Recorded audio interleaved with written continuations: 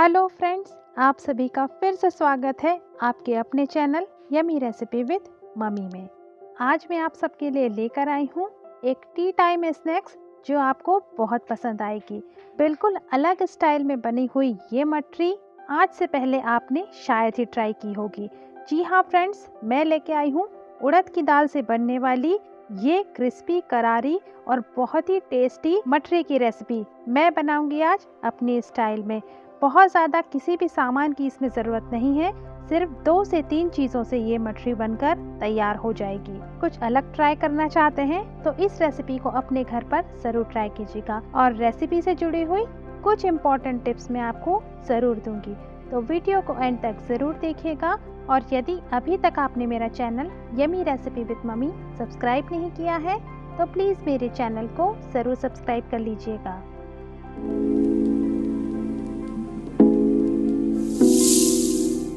इसे बनाने के लिए मैंने 1 कप उड़द की धुली हुई दाल, जो बिना छिलके वाली दाल होती है, उसे ले लिया है और लगभग 3 से 4 घंटे के लिए मैंने इसे पानी में भिगो दिया है। 3 से 4 घंटे में दाल अच्छी तरह से भीग जाएगी और अब उसके बाद हम इसे मिक्सी में पीस लेंगे। आपको इस बात का ध्यान रखना है कि दाल को पीसते वक्त पानी का इस्तेमाल बिल्कुल भी यहाँ पर नहीं करना है। बिना पानी के ही जितनी बारीक दाल पिस जाए हमें उसे पीस लेना है। ये देख लीजिए, एकदम गाढ़ी गाढ़ी दाल की पिट्ठी यहाँ पर तैयार हो गई है। हल्की दरदरी दाल है, लेकिन हमें इसी तरह की दाल की पिट्ठी हमारी मठरी बनाने के लिए चाहिए।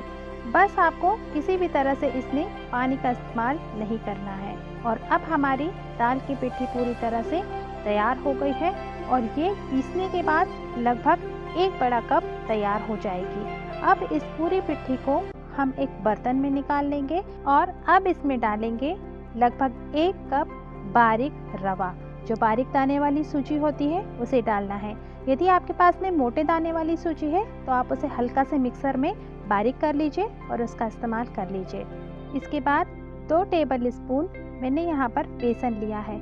ये बारीक या दरदरा कोई सा भी आप इस्तेमाल कर सकती हैं। इसके बाद 1 टीस्पून मैंने दरदरा धनिया कूट कर इसमें डाल दिया है और 1 टीस्पून ही बारीक कुटी हुई काली मिर्च डाल दी है। इसके बाद 1 टीस्पून सौंफ डाल दी है और इसके बाद 1 टीस्पून ही जीरा डाल दिया है। और इसके बाद मैंने लगभग 2 पिंच यहाँ पर हींग का इस्तेमाल किया है और इसके बाद आधी टीस्पून हल्दी पाउडर डाल दिया है और 1 टीस्पून लाल मिर्च पाउडर का डाल दिया है। इसके बाद 1 टीस्पून ही धनिया पाउडर डाल दिया है और आधा टीस्पून गरम मसाला पाउडर डाल दिया है और 1 टेबल स्पून के करीब मैंने यहाँ पर कसूरी मेथी को अच्छी तरह से हाथों से रगड़ के डाल दिया है। स्वाद अनुसार अब इसमें मैंने नमक डाल दिया है और इसके बाद हम डालेंगे लगभग 2 टेबल स्पून तेल। यहाँ पर जब तेल का मोयन डालेंगे तो हमारी मठरी बहुत ही ज़्यादा खस्ता बनेगी। अब दाल की पिट्ठी से ही सभी चीज़ों को अच्छी तरह से मिलाते हुए एक आटा जैसा गूंथ कर तैयार कर लेंगे। आपको इस बात का ध्यान रखना है कि इसमें पानी का इस्तेमाल बिल्कुल भी नहीं करना है। ये देख लीजिए, मैंने दाल की पिट्ठी से ही पूरा आटा तैयार कर लिया है और अभी ये काफ़ी सॉफ्ट है, लेकिन हमें टेंशन लेने की कोई ज़रूरत नहीं है क्योंकि ये सूजी है, थोड़ी देर बाद में ही कड़क हो जाएगी। इसीलिए हम इसमें थोड़ा सा लगभग 1 टीस्पून तेल लगाकर इस आटे के मिक्सचर को रख देंगे और लगभग 10 मिनट के लिए इसी तरह से हम इसे रेस्ट करने देंगे, जिससे हमारा आटा थोड़ा सा सेट हो जाए। जब हम इसे 10 मिनट के बाद चेक करेंगे तो ये काफ़ी कड़क हो चुका होगा और अब हम इसे अच्छी तरह से मसल कर चिकना कर लेंगे और अब हमारा आटा पूरी तरह से तैयार हो गया है। बस एक मीडियम साइज़ की हम इस तरह से एक बॉल ले लेंगे आटे के मिक्सचर की और उसे तख्ते पर थोड़ा सा तेल लगा लेंगे, जिससे कि वो तख्ते पर चिपके नहीं। और इसके बाद हम इसे मोटा मोटा बेलना शुरू कर देंगे। हमें इसे पतला बिल्कुल भी नहीं बेलना है, थोड़ा सा मीडियम साइज़ का मोटा ही रखना है।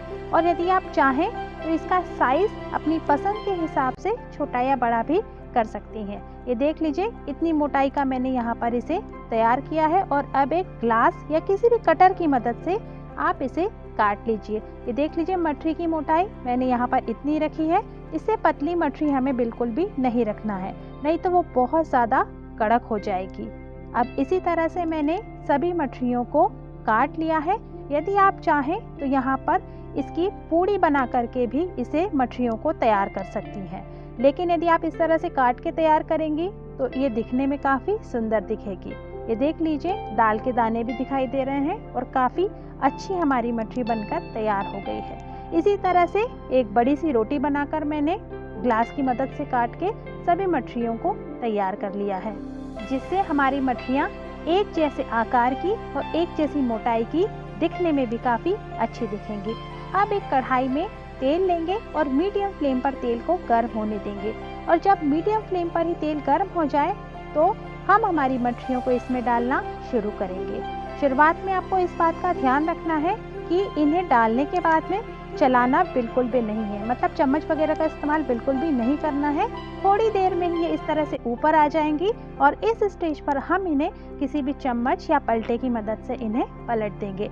जब ये एक तरफ से अच्छी तरह से हल्की हल्की तल जाएंगी, उसके बाद ही हम इन्हें पलटकर दूसरी तरफ से तलना शुरू कर देंगे और मीडियम फ्लेम पर ही इस तरह से अलट पलट के हम मठरियों को दोनों तरफ से एकदम गोल्डन ब्राउन होने तक तल लेंगे। ये देख लीजिए, एक तरफ से काफ़ी अच्छी तरह से मठरियाँ तैयार हो गई हैं और अब हमारी ये मठरियाँ दोनों तरफ से क्रिस्पी गोल्डन ब्राउन हो गई हैं और इस स्टेज पर मैंने मठरियों को निकाल लिया है। इससे ज़्यादा हमें बिल्कुल भी नहीं तलना है, बस इतना ही हमें इन्हें फ्राई करना है। इसी तरह से मैंने ये देख लीजिए सभी मठरियाँ तैयार कर ली हैं और अब हमारी उड़द की दाल से बनने वाली ये मठरी पूरी तरह से सर्व करने को तैयार हो गई है। इसके अंदर जो सौंफ का और खड़े धनिये का फ्लेवर आएगा वो बहुत ही अच्छा आएगा और इसका टेस्ट और खस्तापन आपको बिल्कुल किसी कचौड़ी की याद दिला देगा। टी टाइम स्नैक्स हो या हो त्योहारों का मौका, आप कभी भी इसे अपने घर में झटपट इस तरह से बनाकर तैयार कर सकती हैं। तो फ्रेंड्स,